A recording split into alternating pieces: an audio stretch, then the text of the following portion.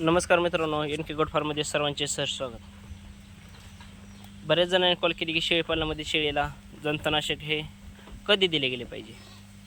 तर मित्रांनो, सांगायचं गेलं म्हटलं तर प्रामुख्याने शेळीला मित्रांनो जंतनाशक म्हणजे थोडक्यात सांगायचं म्हटलं तर शेळीची डिवॉर्मिंग असे म्हटले जाते.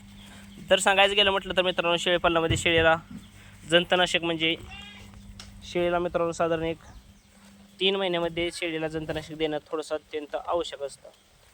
तर असे का मित्रांनो सांगायचं गेलं म्हटलं तर मित्रांनो, जंतनाशक म्हणजे जो काही शेळी चारा खात असते ती शेळी मित्रांनो ती चारा ती खात असल्यानंतर त्या शेळीला मित्रांनो सांगायचं गेलं म्हटलं तर त्या शेळीच्या पोटामध्ये जर जंत वगैरे असले तर तो चारा खाल्ल्याला गेलेला मित्रांनो त्या शेळीच्या अंगी हे लागत नाही किंवा लागू शकत नाही.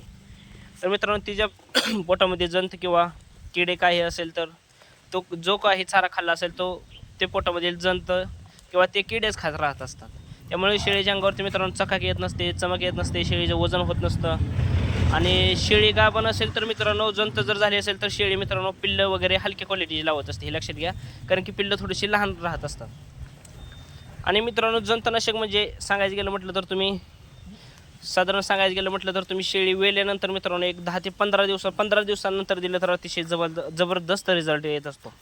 कारण की 15 दिवसांनीच काय द्यायचं मित्रांनो, तर मित्रांनो शेळी वेल्यानंतर थोडी स्ट्रेसमध्ये असते आणि वेल्यानंतर त्या शेळीचं रक्त वगैरे पडलेलं असतं, पिल्लू वगैरे पोटातून खाली गेलं असतं आणि थोडं शेळी नॉर्मल अशक्तपणा राहत असते. त्यासाठी मित्रांनो सांगायचं गेलं म्हटलं तर एक 15 ते 20 दिवसानंतर तुम्ही अल्बेंडोझोल हा कंटेंट वापरलेला द्यायचं. आणि जर मित्रांनो तुमची शेळी गाभण असेल तर मित्रांनो शेळी गाभण असेल तर तिला अल्बेंडोझोल हा कंटेंट नसला गेला पाहिजे, हे लक्षात घ्या तुम्ही. त्यामध्ये तुम्ही लिव्हमसॉल किंवा दुसरा कुठलाही तुम्ही देऊ शकता. फक्त गाभण शेळीला मित्रांनो सांगायचं गेलं म्हटलं तर प्रेग्नेन्सी सेफ असलेलं दिलं गेलं पाहिजे. त्यामध्ये मित्रांनो तुम्ही हायटेकमध्ये वापरू शकता. अजून लिव्हमसॉल हा कंटेंट त्यामध्ये असला गेला पाहिजे, ते तुम्ही जंतनाशक दिले गेले पाहिजे. आणि अल्बेंडोझोल दिला गेल्याने मित्रांनो काय होतं असं लक्षात घ्या. अल्बेंडोझोल म्हणजे मित्रांनो शेळी गाभण्याचं थोडं चान्स राहत असतात. आणि मित्रांनो शेळी 3 महिन्याच्या मोहरे तुम्ही शक्यतो रिक्स कुठल्या गोष्टीची घ्यायची नाही, हे कधी पण लक्षात घ्या.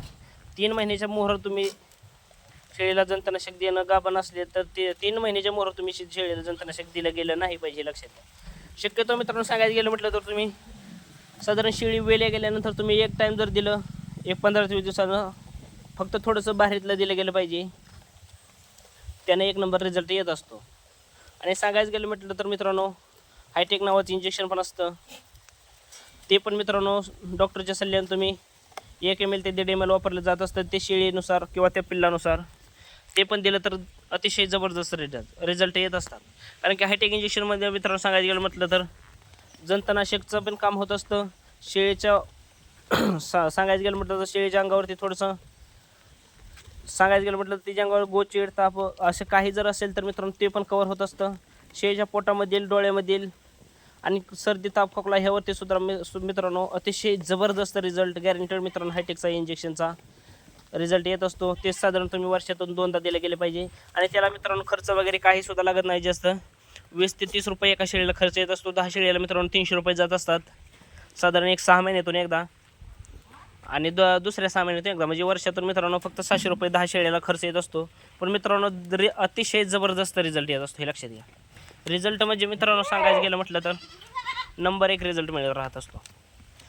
आणि त्यानंतर मित्रांनो सांगायचं गेलं म्हटलं तर जंतनाशकमध्ये तुम्ही जंतनाशक दिले गेल्यानंतर मित्रांनो थोडंसं त्या शेळीला लिव्हरवरती स्ट्रेस आलेला असतो. त्यानंतर तुम्ही थोडंसं तिला कुठल्याही व्हरायटीचं तुम्ही त्या शेळीला थोडक्यात सांगायचं गेलं म्हटलं तर लिव्हरवरचा ट्रेस करण्यासाठी उदाहरणार्थ ब्रोटॉन असते मित्रांनो, किंवा लिव्हर 52 असते, किंवा हिमालय असतं, किंवा लिवटास असतं. अशा प्रकारचं तुम्ही कुठल्याही प्रकारचं एक लिव्हर टॉनिक दिलं गेलं पाहिजे. आणि दिलं गेलं पाहिजे मित्रांनो, कारण की थोडंसं एक कमीत कमी 4 ते 5 दिवस तर 10 ml तुम्ही त्या शेळीला दिलं गेलं पाहिजे. त्यामुळे ती शेळी मित्रांनो पहिल्या रुटीनला आहे अशी लगेच एक 3 ते 4 दिवसात पहिल्या रुटीनला येत असते.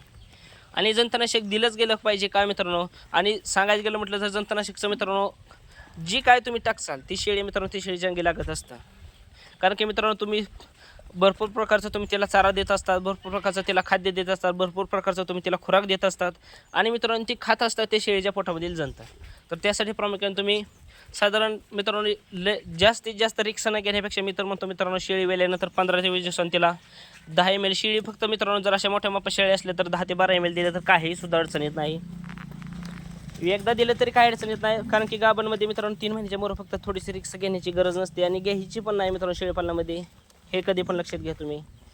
जर मित्रांनो त्या प्रकारचं तुमच्यापाशी लिव्हर टॉनिक किंवा कुठलंही असेल जंतनाशक असेल तर दिलं गेलं काही अडचण नाही. आता मित्रांनो सांगायचं गेलं म्हटलं तर जंत होतात का? जंत होण्याचं कारण मित्रांनो प्रामुख्याने सांगायचं गेलं म्हटलं तर ते शेळीला मित्रांनो तुमचं खुराकाचं नियोजन, खाद्याचं नियोजन योग्य प्रकारे थोडंसं नसलं गेलं. आणि सांगायचं गेलं म्हटलं जंत होण्याचं कारण म्हणजे ओला चारा जो असतो मित्रांनो.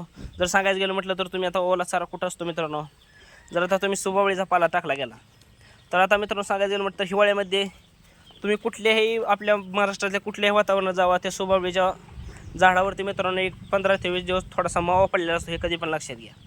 आणि तुम्ही ते शेंड्याला हात जर लावता इतकं त्यावरती डास असतात, ते मित्रांनो भरपूर डास असतात आणि ते तशा प्रकारचे डास वगैरे ती शेळी मित्रांनो सुबावळीचा पालाही थोडीशी आवडीने खात असते. आणि तशा प्रकारे जर सुबावळीचा पालाही खाल्ला गेल्याने मित्रांनो त्या शेळीची डिवॉर्मिंग करणे अत्यंत आवश्यक असते. आणि ती मित्रांनो शेळी खातच असते किडे वगैरे, त्याच्यावरती मावा पडलेले लहान लहान छोटे छोटे किडे असतात. ती शेळी मित्रांनो सुबावळीचा पाला खाताना तिच्या पोटामध्ये तशा प्रकारचे जंत जात असतात किंवा किडे जात असतात. आणि तशा प्रकारचे किडे हे खाल्ल्यानंतरच मित्रांनो थोडक्यात सांगायचं म्हटलं तर आता तुम्ही मेथी घास टाकतात, जसरस घास टाकतात, त्यामध्ये मित्रांनो थोडे हिवाळ्यामध्ये हे थोडंसं किडे राहत असतात त्यावरती. ते पाण्याच्या थेंबावरती दवामध्ये बसलेले असतात, ते काही मित्रांनो दिसू शकत नाही किंवा दिसून येत पण नाही. तशा प्रकारचे चारा टाकल्यानंतर त्या शेळीला मित्रांनो थोडंसं त्या पोतीच्या पोटामध्ये जंते वगैरे होत असतात. आणि तशा प्रकारचे जंतही व्हायला म्हणजे झाल्यानंतर मित्रांनो तुम्ही थोडंसं जंतनाशक करणे अत्यंत आवश्यक आहे मित्रांनो.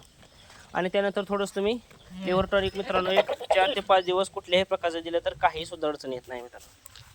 आणि मित्रांनो जंतनाशकचं फायदे मित्रांनो म्हटलं तर मित्रांनो तुम्ही जी काही टाकचाल ती शेळीच्या अंगी लागणार, शेळी चमक मारणार, शेळीच्या अंगावरती ताकद येणार, शेळी मित्रांनो अशी सदृढ दिसणार, शेळी दुधाला वाढणार, शेळीचा रवत वाढणार, शेळीचा घास वाढणार, शेळीची भूक वाढणार. जर जंतनाशक केलं तर शेळीच्या अंगावरती वजन वाढणार, शेळी दुधाला वाढणार, शेळीची चमक वाढणार. आणि सांगायचं गेलं तर शेळीचं उत्पादन हे मित्रांनो जर पिल्लू तुमचं जर एका टायमिंगला समजा सांगायचं म्हटलं तर 2.5 ते 3 किलो झालं तर मित्रांनो जंतनाशक वगैरे असं दिलं गेलं मित्रांनो साधारण 3 ते 3.5 किलोचं सुद्धा पिल्लू होऊ शकतं. आणि जंतनाशक मित्रांनो थोडंसं अत्यंत थोडंसं आवश्यक आहे, कारण की आता सांगायचं गेलं म्हटलं तर मित्रांनो आताच्या युगामध्ये सांगायचं गेलं म्हटलं तर सगळं हायब्रिड झाले गेलेलं आहे मित्रांनो, खाद्य वगैरे सगळं. आणि त्यामध्ये मित्रांनो सांगायचं म्हटलं तर आता ज्या सर्व शेळीपालनाला चारा लागत आहे त्या चाऱ्याला लागण्यासाठी मित्रांनो सर्व संकरित औषधं बियाणे असले गेल्याने त्यावरती मित्रांनो थोडंसं आपल्या शेळीपालनामध्ये जंताचा थोडासा डोस दिला गेला पाहिजे. तर मित्रांनो कसा वाटला व्हिडिओ? चॅनलला लाईक, सबस्क्राईब आणि शेअर करायला विसरू नका. अधिक माहितीसाठी मोबाईल नंबर 98 34 10 42 00. धन्यवाद.